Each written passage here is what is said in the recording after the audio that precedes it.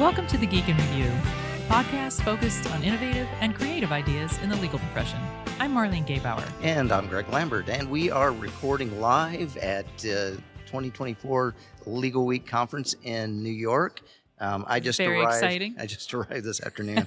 just Just in time rolled to, right in there? Yeah, just in time to set up everything here at the table. We have a few scheduled interviews, this being one of them, but we're going to pretend that we just pulled people right off the street here. So now you gave it away. I did.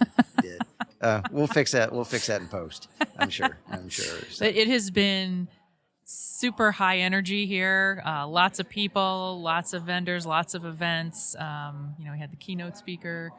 Bryan Cranston was here, and I've been talking to people that this is really becoming a real sort of thought leadership type of conference, and so it's really kind of metamorphosized into that, which I think is a really good thing. Yeah. Well, we're joined with our first interview from Level Legal from Joey Seeber. Joey, welcome to the Geek and Thank Review. you. Glad to be here. Yeah. Did you catch Bryan Cranston? I did not. I didn't either. I did not. So let me take this still, time. I'm still. What does Bryan Cranston have to do with scared legal of him. tech? Yeah, he's a scary dude. So yeah, like I had that thought myself. When I went in, I was kind of like, what is he going to talk about? Because my experiences with, I'll say celebrities, coming to kind of our conferences, I will say has not been good in the past. Has not been good in the past because they really don't understand what we're doing. But this was good. There was a sort of Q&A. And, he was talking about the importance of storytelling. He was talking about the importance of branding. He has a tequila company now. And so talking about that. He was talking about basically being okay with kind of going out and not necessarily knowing everything.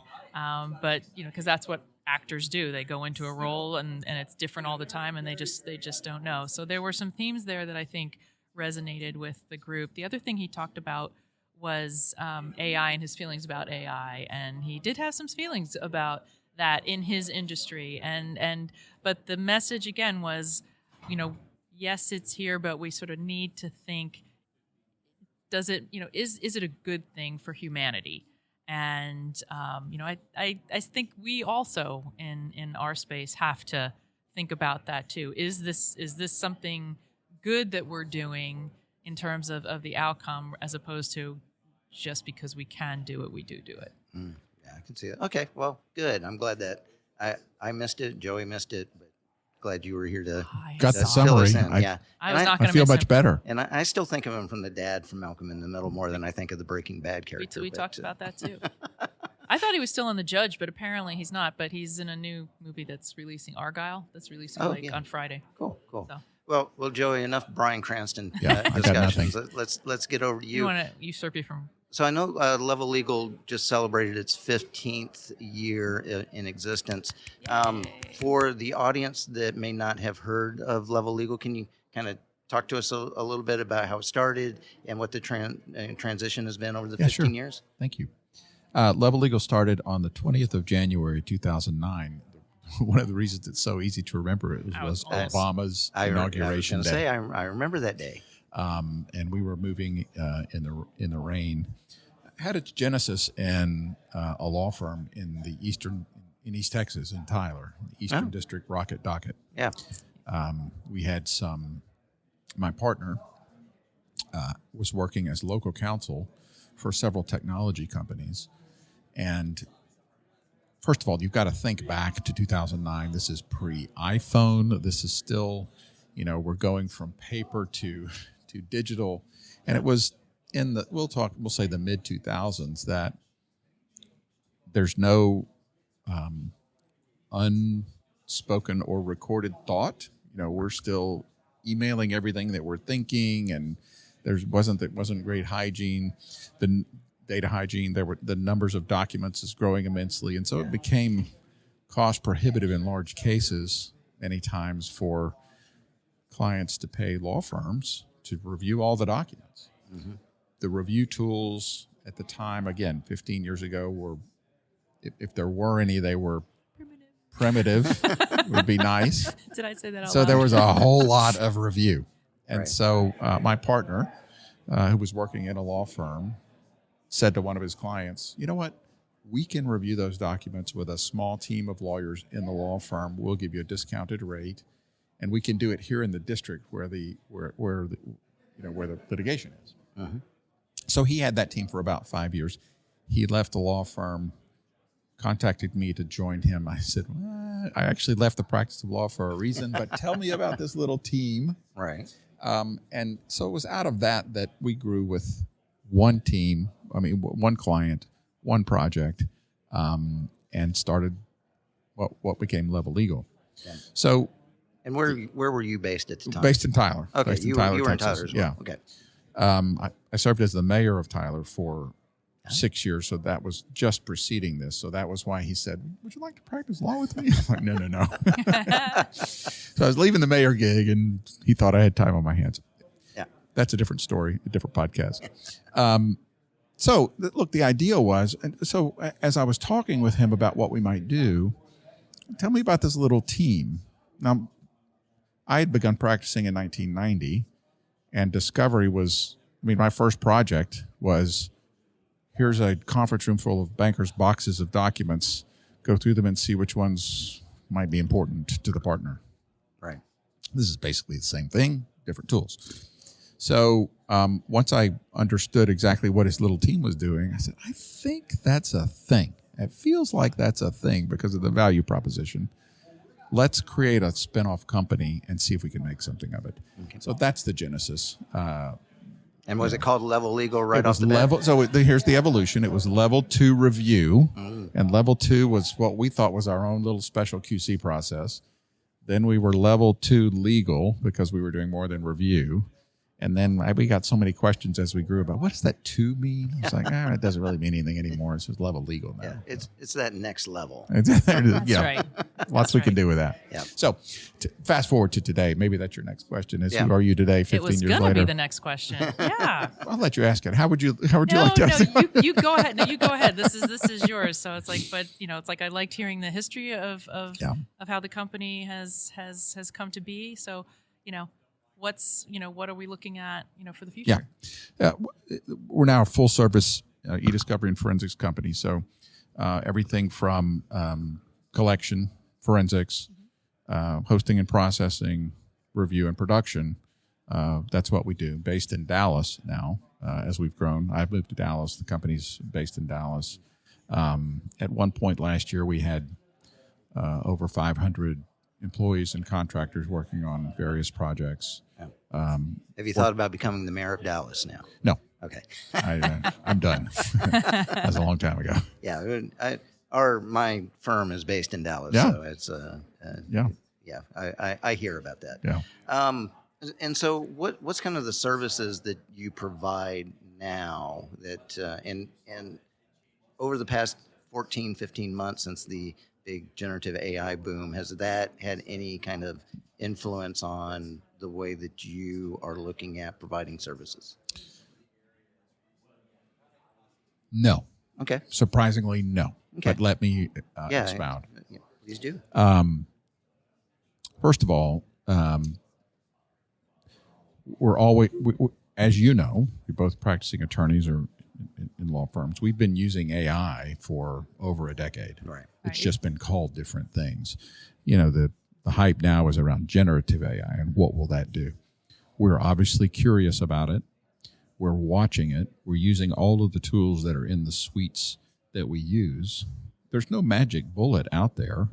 We're looking for it like everybody else is. My own take on it is when these tools emerge, they're going to be part of larger suites, whether that's Microsoft or Relativity or whatever it is. And so we are deploying in a bespoke manner whatever is best for that client and that project. Sometimes it uses AI, not generative AI yet. So we continue to deploy it. We continue to use it. What makes Level Legal different is that we're about human to human.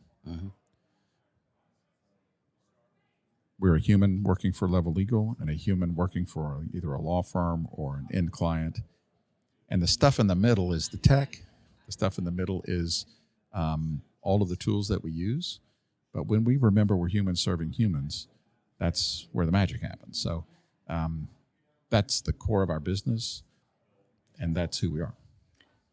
What's been some of the demand changes from your clients over the 15 years that you've been in existence?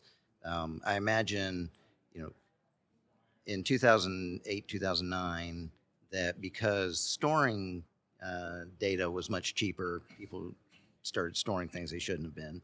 We've hopefully have learned from that. What are some bad habits that maybe people have now that you have to address? I don't know. I think Maybe it's not bad the habits are still have been bad. Yeah. Okay. If anything, I think there's more knowledge about things not to record in writing, or to record in something that's going to be preserved. But in terms of demand change, the tools and the technology has gotten so much better.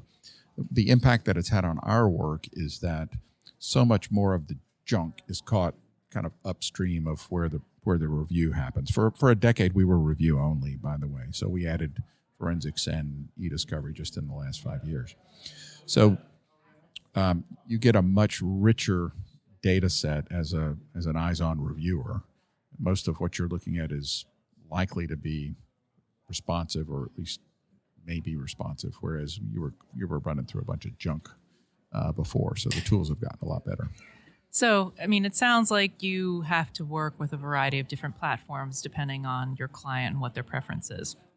And I'm curious, in terms of your staffing and the skill sets that they need to have, how do you kind of handle that? Because, they all do work differently. And in eDiscovery, you have to really be an expert in being able to, extract some of this data.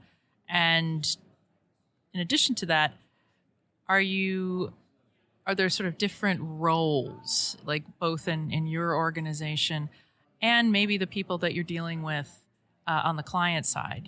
Have you seen a change that way? A change in the roles of sort of who you're dealing with, or sort of the change in the roles, a change in the skill set, things like that. Probably not going to answer the question exactly the way you anticipated. Well, but we told you that was okay. So skills and competence with a technical competence is kind of table stakes. So we're looking for that first, but what we're looking for most are all of the things around that. So we're doing a survey of your personality and how you work.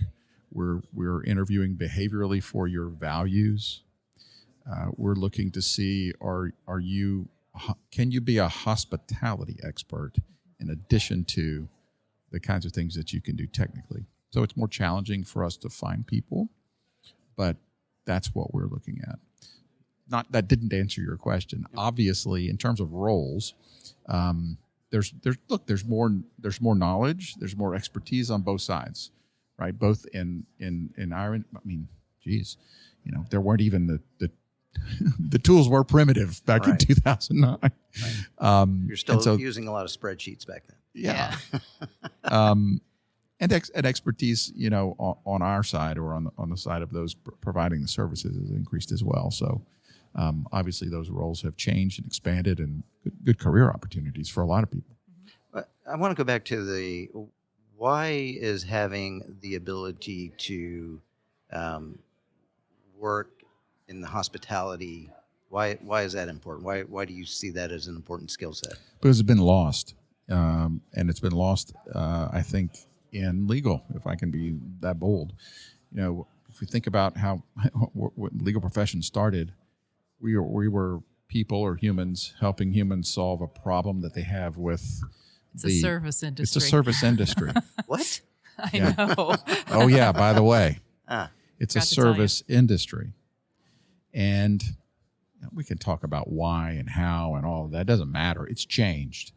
and it's not approachable by a lot of people, and it's scary for a lot of folks. And let's be honest, people are not used to hospitality or even good service in many cases in our business. So our tagline, making legal human. We shouldn't have to make it. It should be from the beginning. So we like to say that we're in the hospitality business and we happen to be in legal. So when we can not just do what you hire us to do and tick it off to fulfill the statement of work, but if we can somehow, and yes, we use these words, if we can somehow make you smile while we're doing it, if we can delight you, whether it's what the report looks like, the information in the report, what time of day you receive the report, whether it's, finding out something about you that we can cater to serve you in a way that you're not expecting to be served, you're going to remember that. You're going to remember if we've given you peace of mind. You're going to remember if we've delighted you. And you're going to say, hey, those are the people I want to work with. So there are a lot of people that do the technical stuff in our business. A lot of people can collect documents, host documents, process documents, review documents. There's not a lot of hospitality in our business. I'm curious, like when you're doing sort of the behavioral interviews, like sort of what's the persona that you're finding is most successful? Because your point before about how like anybody can be technical, my experience is a lot of people in eDiscovery are like highly technical. Yeah. But I'm very curious to hear what kind of persona you're finding is successful.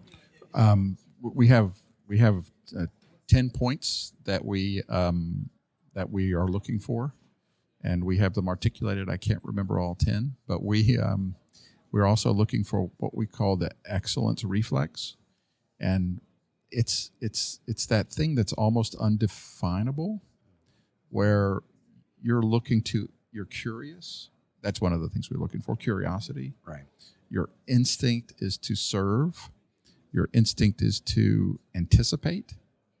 That's what we're looking for. So those are some of the behaviors that we're looking for as we're interviewing people, because that's what we need to provide to our customers and clients. That sounds good. Joey, we ask everyone our crystal ball question. I don't think we told you that we were going to do this to you, but right. It's pretty easy. It's pretty tame. It's still recorded and on the record? Yeah. Okay. Absolutely. I'll give you the off the record later. We ask everyone to kind of pull out their crystal ball and peer into the future for us. And so what do you see over the next 2 to 5 years as either a major challenge or a major change that will happen in the industry as you see it? So 2 to 4 is the window. 2 to 4, but again, be the Could good I say 2 to 3? Could I change the question? Yes, you may. 2 to 3. Answer it the way you want. I don't think we'll see major impact from generative AI in the next 2 or 3 years. 10, yeah. In general, or in sort of the eDiscovery I mean, in our world, Yeah, in yeah. our eDiscovery kind of legal Why? world. It's gut. Actually, it's gut informed by Bill Gates.